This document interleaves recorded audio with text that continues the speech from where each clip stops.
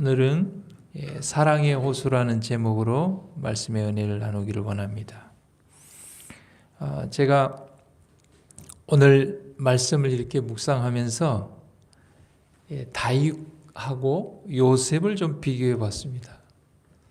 다윗하고 요셉은 좀 비교의 대상이 아닌 것 같으면서도 굉장히 또 다른 점이 있었습니다. 첫 번째, 다윗은 제가 오늘 아침에 이렇게 성경을 통독하면서 보니까 다윗은 우리아의 아내에 관한 일 외에는 하나님께 범죄하지 않았다 하는 부분을 제가 성경에 읽었습니다. 오게티죠. 그러면 다윗은 어찌하여 정말 그의 인생에 그런 오점을 남길 수밖에 없었는가? 그는 하나님께 대한 두려움과 사랑을 잊어버렸다는 것이죠.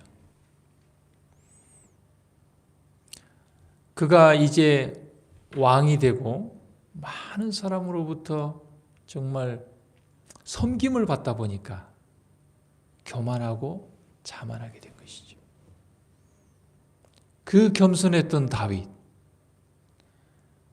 그의 원수인 사울의 옷자락하는만 뵌 것도 마음 아파하고 죄로 여길 정도로 그런 순수하고 겸손했던 다윗이 왕이 되었습니다. 그의 힘으로 왕이 된 것이 아닙니다. 그가 겸손할 때 하나님께서 다윗을 왕으로 세워주셨어요. 그런데 막상 왕이 되고 보니 약간 사울의 전철을 따라가려고 그랬습니다. 왕궁 위에 이렇게 보니 아름다운 여인이 목욕을 하고 있는 것입니다. 만약에 하나님께서 다윗과 함께 했다면 그는 그의 욕망을, 그의 죄를 이길 수 있었을 것입니다.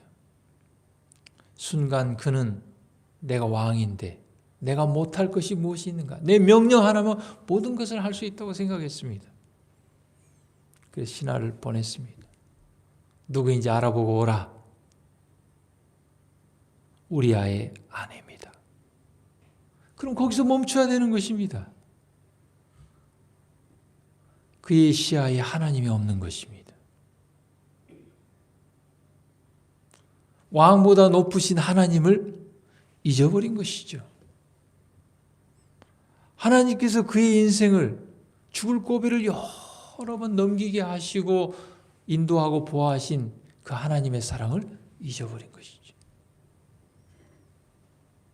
분명히 남편이 있는 아내라고 했음에도 불구하고 데려오라고. 그리고 그는 하나님이 다 보고 계심에도 불구하고 하나님이 안 보고 계신 것처럼 하나님이 없는 것처럼 간음의 죄를 범했습니다. 그리고 모든 걸 다 덮어버리고 나면 잊혀질 것으로 생각했어요. 아무도 모를 것으로 생각했습니다. 그러나 밧세바로부터 아이를 가졌다고 전달이 왔습니다. 순간 당황했을 것입니다. 이거 어떻게 하지? 전쟁터에 나가 있는 우리아를 불러서 우리아의 아이인 것처럼 2번이나 시도했지만 그 충직한 우리아는 그의 집에 가서 쉬지 아니하고 정말 전쟁터에 다시 나가게 됩니다. 그 충직한 우리아를 요셉에게 살인교사의 편지를 써서 적군 앞에 선봉에 세우고 다 뒤로 물러서게 해서 우리아를 죽게 했습니다. 개구리가 올챙이 시절을 잊어버린 것이죠. 어찌 그 충직한 장수를 적군의 앞에 앞세워서 죽게 한단 말입니까? 정말 그 이전에 다윗을 생각하면 상상할 수도 없는 일입니다. 그런데 하나님을 두려워하는 마음이 없어지고 하나님의 사랑을 잊어버리면 다윗만 그렇게 할 수 있는 것이 아니라 나도, 우리도 그럴 수 있다는 것을 우리는 생각해야 됩니다. 우리도 언제든지 하나님을 잊어버리고 하나님이 우리의 삶을 인도하신 것을 잊어버리면 우리는 다윗과 같은 파렴치하고 상상할 수 없는 그런 죄를 저지를 소지가 우리도 충분히 있습니다. 다윗에게 손가락질하기 전에 정말 우리도 그럴 수 있는 것입니다. 누구나 그럴 수 있는 것입니다.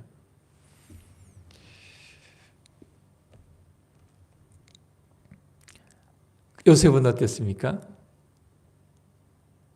요셉은 보디발의 아내가 그를 날마다 유혹하고 어느 날은 아무도 없는 그때 정말 요셉을 붙들고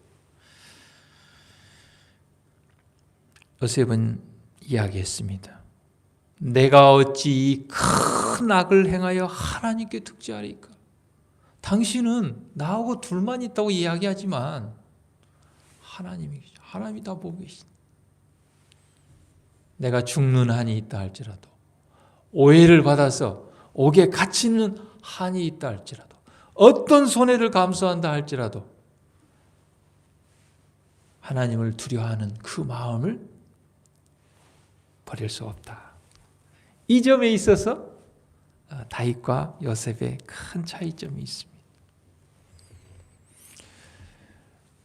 오늘날 많은 사람들은 심지어는 하나님을 믿는다고 하는 사람조차도 하나님의 공의와 율법을 잊어버리고 있습니다. 우리는 그것을 회복해야 합니다. 저는 처음에 이렇게 교회를 다니고 신앙을 시작하면서 성경에 뭔 부모를 공경하라는 말을 썼을까? 그건 너무 당연한 것인데. 그런데 오늘 우리가 살아보면 하나님께서 그것을 하나님의 손가락으로 돌에 새길 수밖에 없는 이유를 알게 되었습니다. 많은 사람들이 하나님을 잊어버리고 부모를 공경하는 것은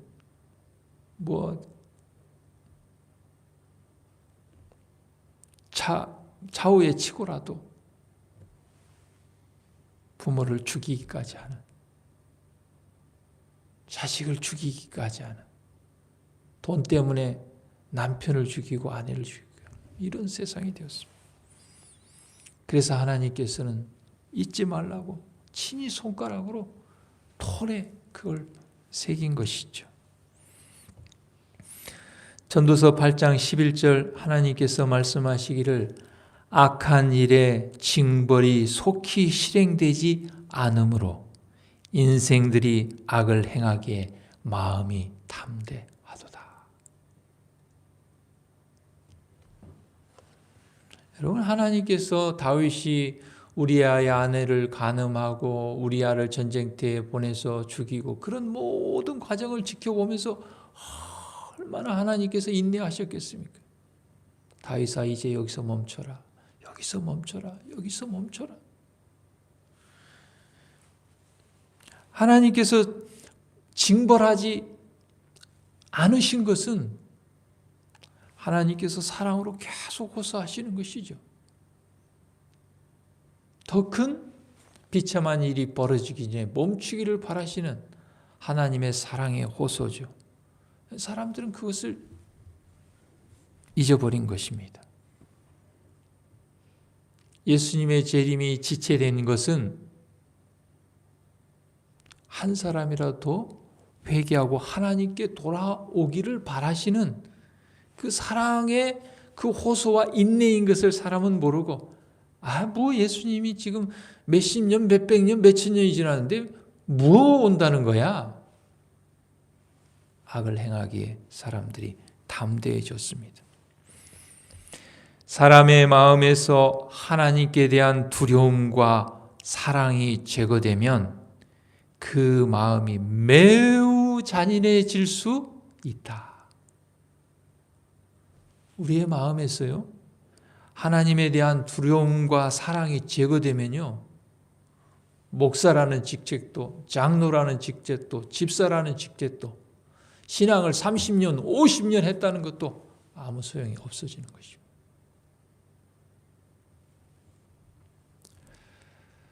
하나님에 대한 두려움과 사랑이 제거되면 그 죄의 결과가 어떻게 될 것인가 하는 것을 보여주는 역사적인 기록이 있는데 그것은 프랑스 혁명입니다.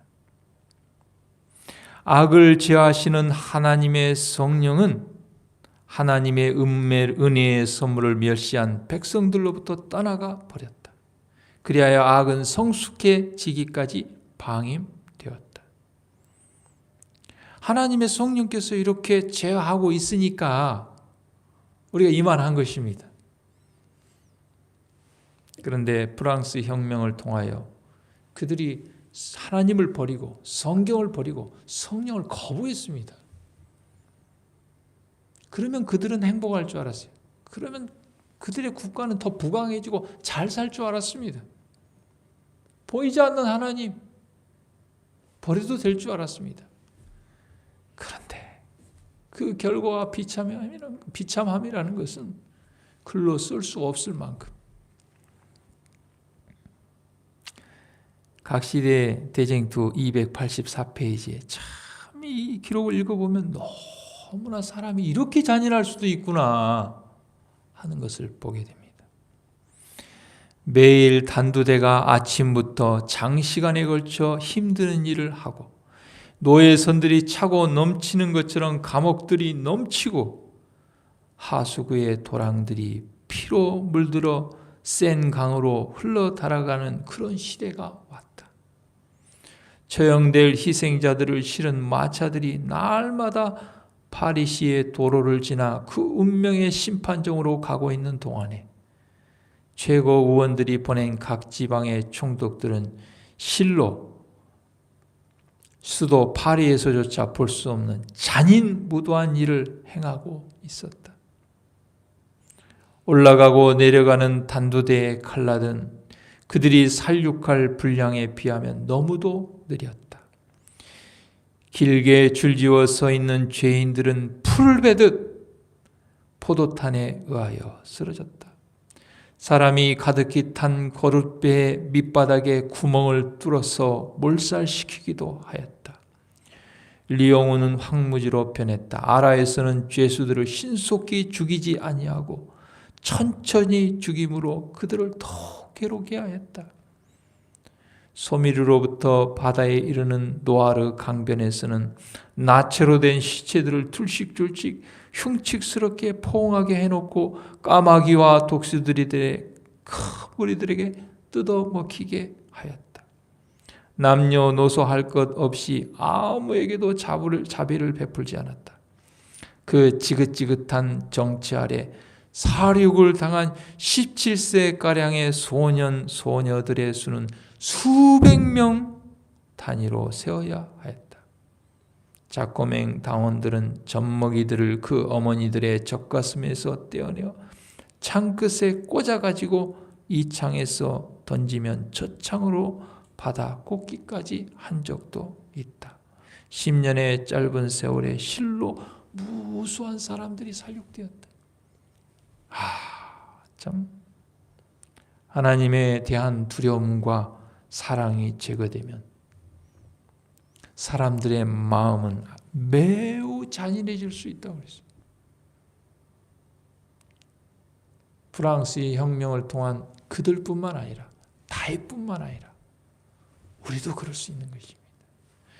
오늘 이 아침에 이번 한 주의 생애 동안에 하나님의 두려움과 사랑이 우리의 마음에 일주일 동안 충만하게 머물러서 하나님의 사랑의 호소에 대하여 정말 즉각 반응하여 하나님께서 그만 멈추라 하시면 멈추고 다시 하나님께로 돌아가는 우리 모두가 되기를 간절히 바랍니다.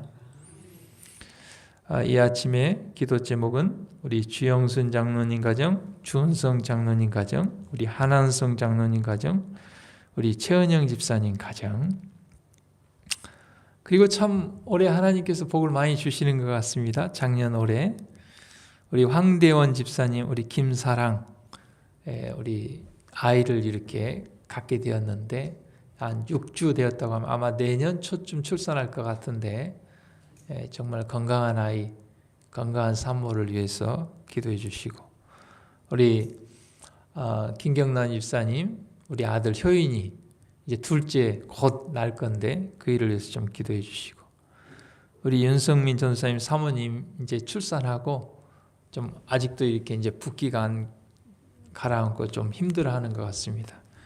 그 일을 위해서도 기도해 주시기를 바랍니다. 기도하겠습니다.